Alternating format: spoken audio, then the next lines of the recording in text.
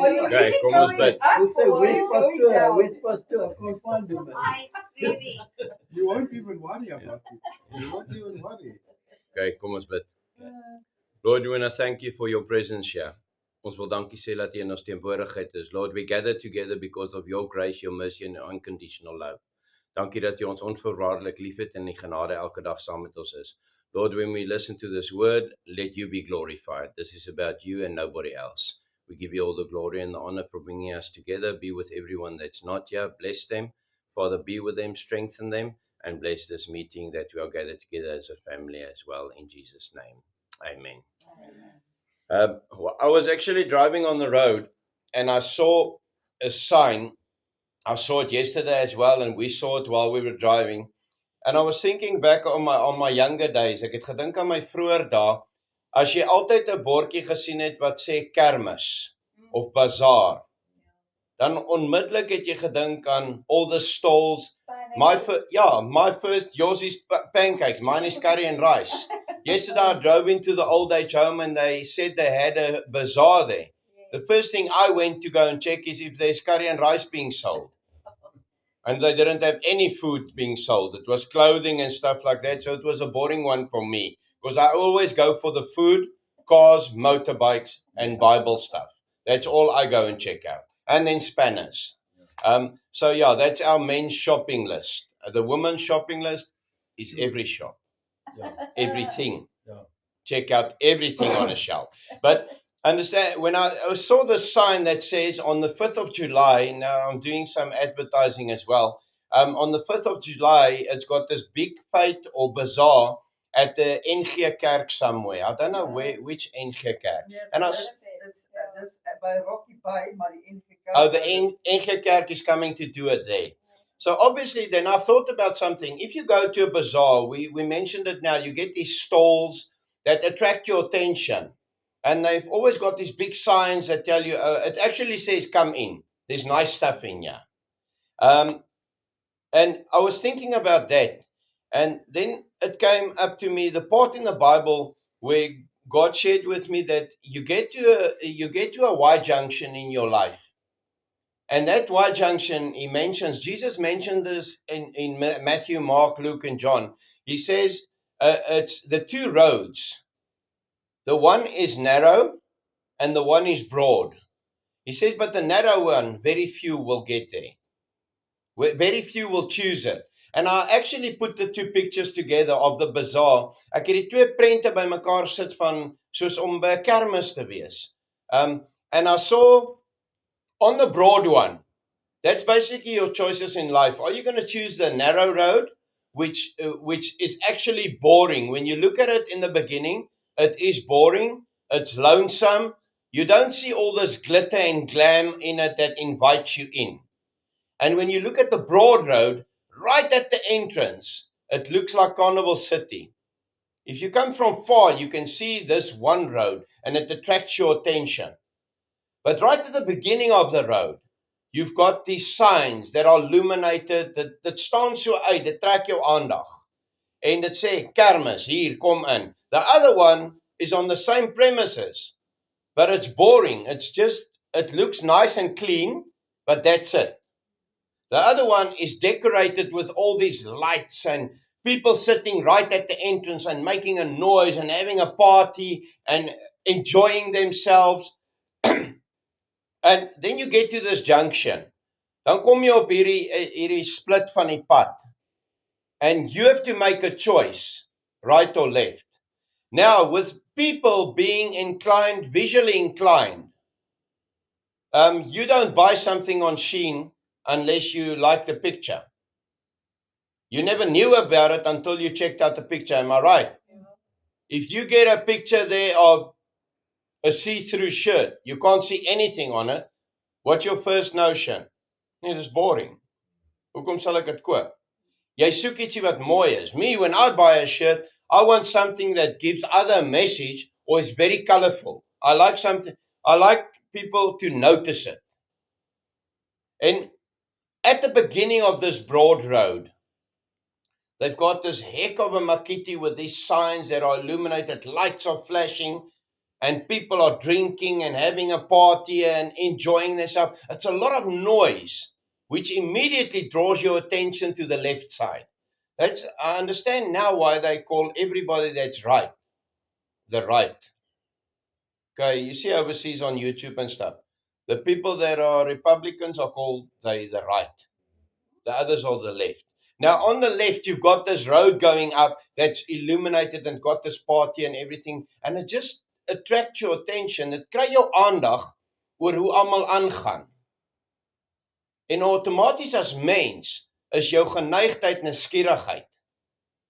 Because if you see this right side, it's nice and clean, but there's nothing going on in the beginning. This one is all the lights and everything. It's attracting your attention. Come in. And there's even people standing at the gate saying, come, we've got a heck of a party. We've got all these stalls here. Come in. We've got a bazaar. But they don't tell you this bazaar has got to do with your soul, not to do with your purse. It's got nothing to do with enjoyment. It's got to do with the end of your life. En dan gaan meeste mense gaan daai kant toe. Ek en jy het dit gedoen. You go to the party, you follow the wrong friends, you do the wrong stuff. And we always think it's not going to be found out. Ons dink altyd, niemand weet daarvan nie. You must understand one thing. God says, I see all. We can bulldust anybody on this earth, but God says, I see all. I know what you do. I know what you're doing when you think nobody's watching you. Ek weet wat Pierre gedoen het daai keer, toe hy gedink het niemand kyk vir hom nie. Ek weet wat Frans gedoen het daai keer, toe hy gedog het hy's alleen. Ek weet wat Sonet gedoen het, toe sy daar was of Yolanda or you. We must never go through life and think, nobody sees us. Because you can take chances, but God is watching. And the things you do determines your future. Determines what happens in your future. It's like me. When I was a young man and I chose going to the left, doing the wrong stuff, my father beat me. When he found out, and it will always come out, whether now or later, rather let it come out now when it's fresh.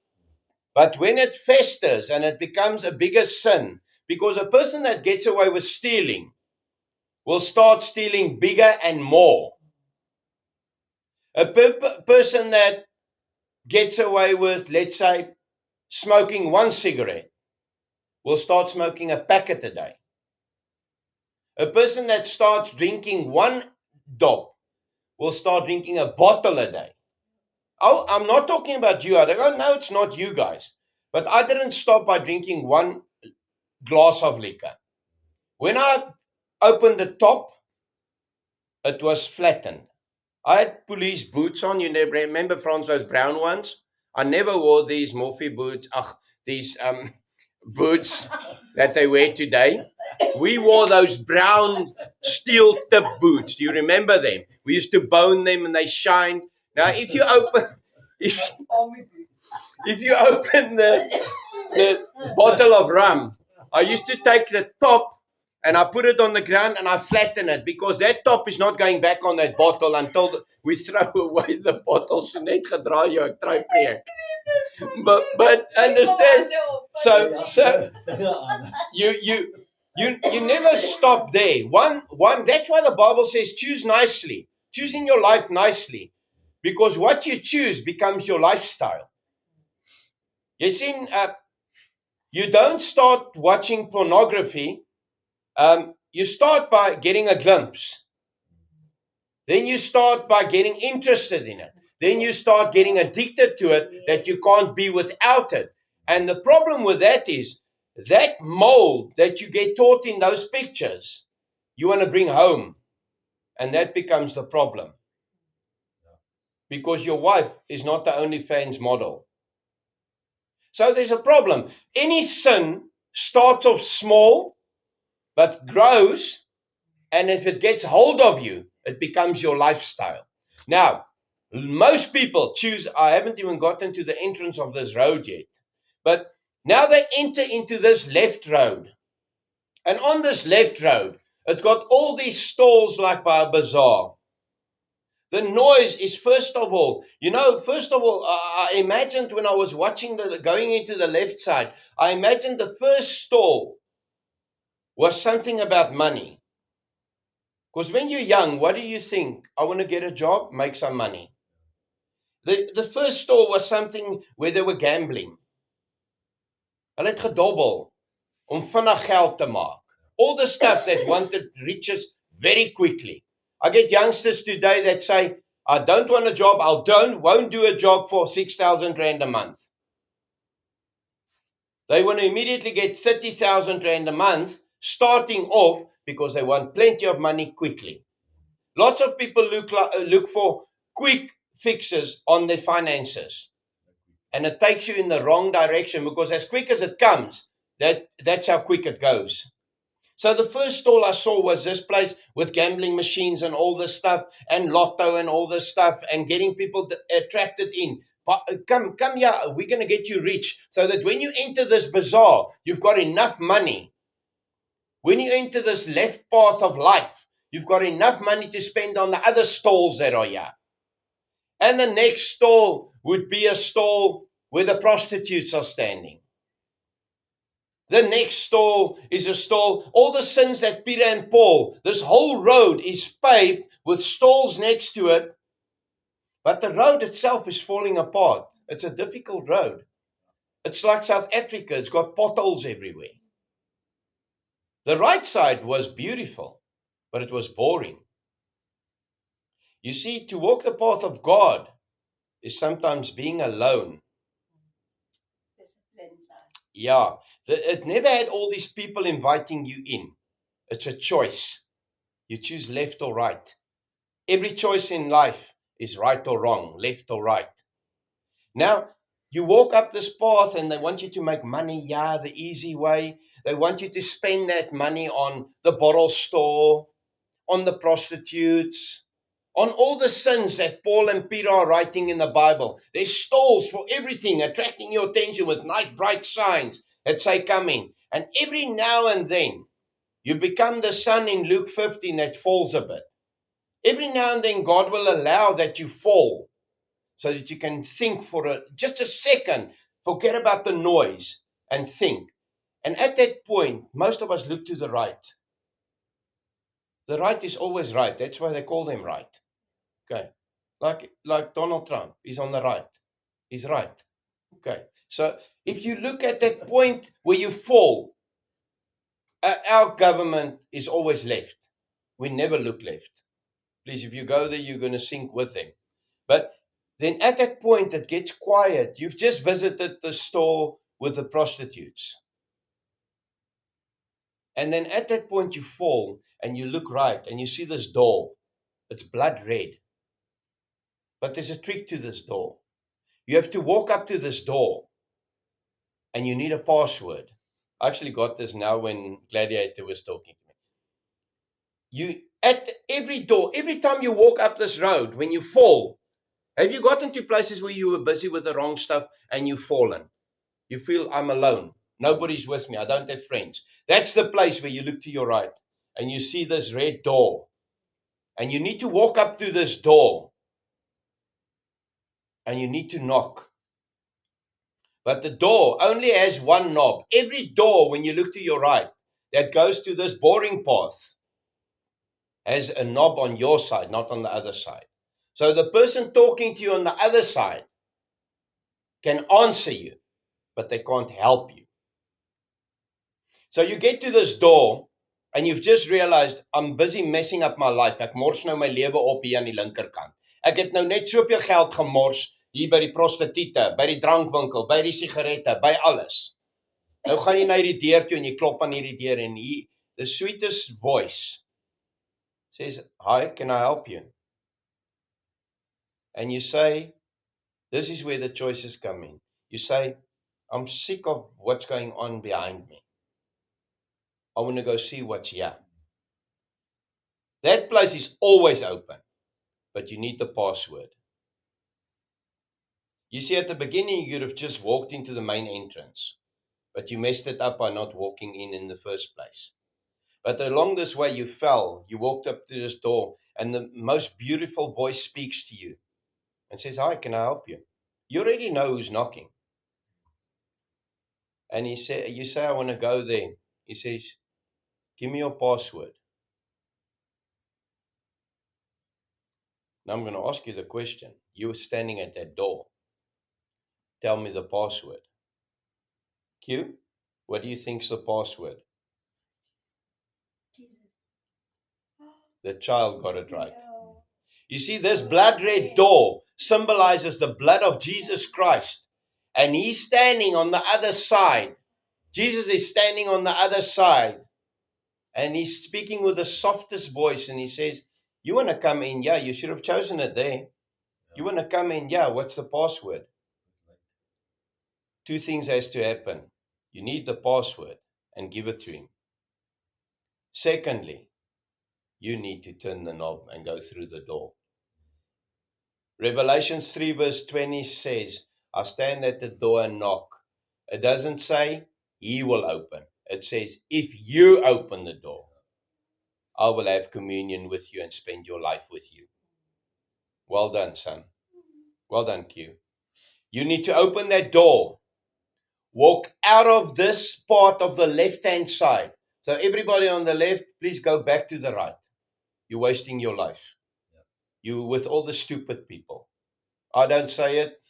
Proverbs says it. It's the stupid people that spend their life here.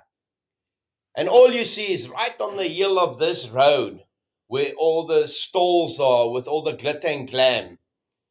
You see this place. And a fire is beautiful. And that's what you see up there. Unless you become part of that fire. And what does the Bible say about people that persist in this sin? Wat sê die Bybel oor mense wat op hierdie linkerkantste pad bly en aanhou met hulle sonde? Where will you end up? Revelation 21 verse 8. You will end up in hell. You will burn. The locust and the worms will eat your flesh. Sounds bad. It's the truth.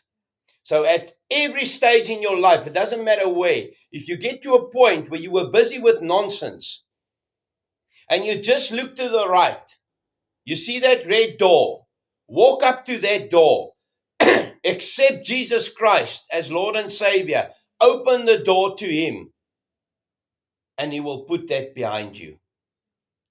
Then when you walk through that door, this is awesome. When you walk through that red door, eventually you'll notice, wow, I'm not walking in potholes anymore. I'm actually walking on gold. The stuff people wear in their ears, it says we're going to walk on. But not this cheap gold that you buy. No, not my wife. She buys the 5 rand gold at Shein and those places. We don't buy expensive. You'll see I've got a 10 rand ring on. It's beautiful. It's got a Bible verse in it. I don't really care what it costs. But you walk on gold. And in the previous road with the potholes and all this stuff, but the glam on the side kept you busy. And if you look up to your left after walking through the red door, in that previous road you saw this place, red, on fire. That's hell. Now you walk through this red door and somebody hooks into you. A person hooks into you and you can feel him grab your arm like a decent woman hooking into a man. There's nothing more beautiful. I like it when my wife does it. When we walk somewhere and she hooks into me, I just love it. I feel like I'm showing off. I like it when she does it. She must do it more. She's lazy. But understand one thing. Then somebody hooks into you and he actually forces you to turn to your left. And you look up and it's the Holy Spirit. And the Holy Spirit pushes you to the side and He wants you to look up. And you see this beautiful, shiny place like a mansion. It's like in a movie. You see these beautiful mansions. And everything is made of marble. And all the jewelry that you can think, onyx, rubies, and it's just shiny. You can't even look into this place. That's how beautiful it is. And God says one thing. This is what I want to give you. But you need to leave that behind. You need to turn your back on that. Come through the door. That's everywhere. Doesn't matter where you are in your path. How many nonsense, how many stalls you visited. God says, just take to your right. Everywhere there's a door. His name is Jesus Christ. If you come through it, I'll let the Holy Spirit meet you. I'll let him show you great and glorious things. And when you enter into my kingdom, you will never have a problem, sickness, pain, or anything ever again. And he says, you don't need that. I've got everything here to keep you happy. When you walk your path with me, you don't need riches. You don't need status. You don't need a name, because you walk under the name of Jesus Christ. And your daddy is called God. So op die einde van die dag, weet jy, daar's in enigiets in die lewe twee paaie. In everything in life, there's two roads. You make a choice. If I have to ask the question, have you made mistakes? Have you done stupid stuff? I know normal pastors will say, I don't even know what normal words is that pastors use. I know stupid and rubbish and that stuff. Foolish. Okay, that it's The no, Bible says it you're foolish. sounds. I'm not going to say who I'll talk to like that, but no, I'll talk like Proverbs says. You're stupid. If you have you done stupid stuff in your life, made dumb decisions, Q. Yeah, don't lie. You're going to hell if you lie. Every child takes chances behind their father and mother's back. Every child. We were children. It doesn't look that way. It's about 150 years ago, but we were children. We did stupid stuff. Especially Uncle Pierre. Yeah, no, Uncle Pierre has an honest degree in sin and stupid stuff. But but understand one thing. The message is this. Doesn't matter what you did. It matters what you do. Because you've always got a future. While you're breathing, you've always got a future. But can I tell you two youngsters something, and the old people here will agree with me? Don't try stupid stuff like we did. Do it right. Choose your friends right. Go to the right places. I always taught my children, don't be a follower, be a leader. All my children today are leaders. They'll walk into a place, get a job, and before you can flinch your eye, everybody thinks they're the boss. They just take over.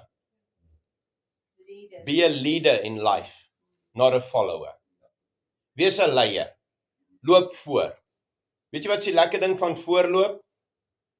Weet jy hoekom sit ek altyd voor in 'n kerk?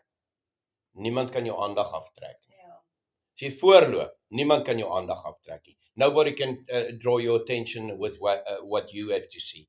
But if people are in front of you, everything they do attracts your attention, like this road on the left, with all the stalls and in the noise and all the music and all the partying and everything going on.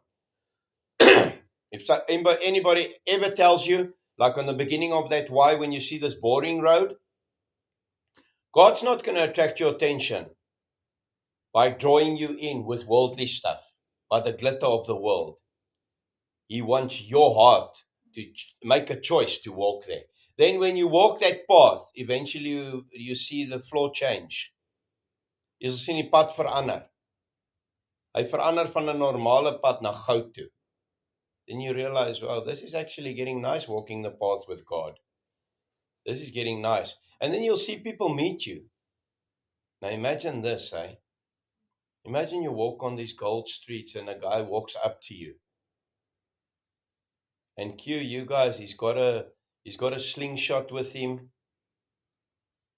And he's got a staff in his hand. Who do you think that is?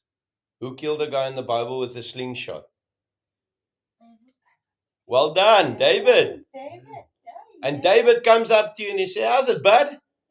Q, how are you? And you say, hey, my name's Q. And this guy says, hey, I'm David. I killed a bear with my bare hands. So I'm a poet. Bear. I killed a bear with my bare hands. I tore a lion's mouth apart. And the next guy walks up to you and he's got a donkey's bone in his hand. And he says, I killed 300 people with this. His name's Gideon. And another guy walks up to you and he's dressed like a king. He doesn't have all the women anymore. And Solomon walks up to you. And all these guys in the Bible, Abraham, Moses, meet you on the road. Not the prostitutes, not the wrong people. These awesome guys. And then my favorite will be when I walk on those golden streets and this guy comes up to me and he taps me on the shoulder. And he says to me, do you know who I am? I think I'll know immediately who he is. Who do you think it will be? Yeah. I think he's amazing. Paul in the Bible. He was a cop, changed to a pastor, changed the world. And in the year 2025, people are still arguing about the books he wrote in the Bible. People are still arguing about the sin that he mentioned and he warned them about, not going onto that left road. Just imagine, eh? Imagine having buddies like that. You think you're going to mess with me? You think you're going to come from that left with all your homie buddies and take me on? When David's standing next to me, when Gideon's standing next to me, and if you look nicely, right behind me is a guy called Gabriel and a guy called Michael. Angels, 10 foot high. You're going to mess with me? That's what life is, walking with God. You want to mess with me? You don't know my daddy. You don't know my brothers and sisters. You're going to get your butt kicked. Get back onto your left. Keep on with your sin unless you want to come through the red door. We're in a team that will never lose. We're in the winning side. The world can make as much noise as they want to. There's a few things you're not going to get right. You're not going to dethrone God. The devil tried that. His butt was kicked out of heaven. He is, you remember when the children, I always laughed when the children did this to each other, he's a loser. We must remind him of what he is. He's a loser, making a lot of noise, putting up billboards, trying to distract our brothers and sisters from the right path. I'm in a great team. I've got great brothers. I can say my brother killed someone with a bone of a donkey. They actually swore in the Bible. They said he's an ass. He killed them with the ass's bone. That's what they call a donkey in the Bible tongue, ass. You're not allowed to say it, then some girl's going to smack you. Okay. But one of my brothers killed 300 people with a bone. My one brother took a stone and he smacked one of the biggest guys that ever existed on the forehead and he died. Sure. I've got a great family. Come mess with me. Kom soek moeilikheid. And all I have today is say is, God, you see that guy? Sort him out. So please don't look for trouble with me. I've got one hell of a big family and they do not take nonsense.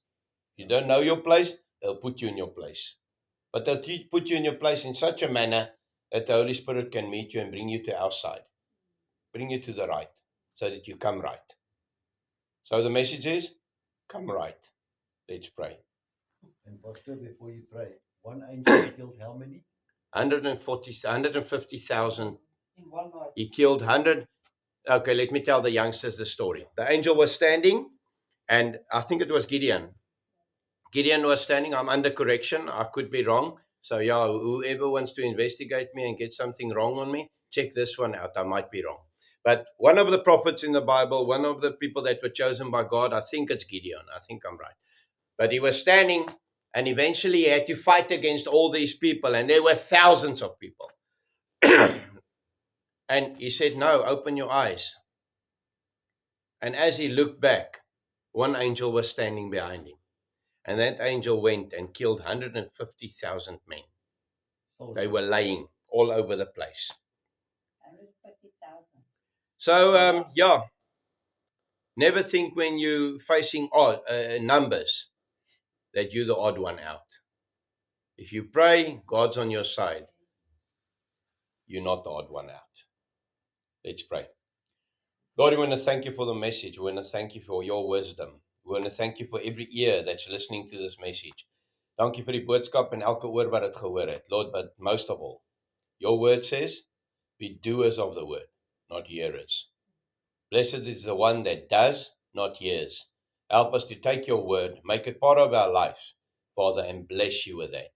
Bless you with our lives. Get away from the stuff on the left, the wrong stuff in this world. Not get into arguments about nonsense on this earth, but keep ourselves busy with your word. Focus on the kingdom to come in your presence and with our brothers and sisters that already made it. We bless you. We give you all the glory and the honor. En ons gee al die lof en die eer vir u in Jesus' name. Amen. Amen. So the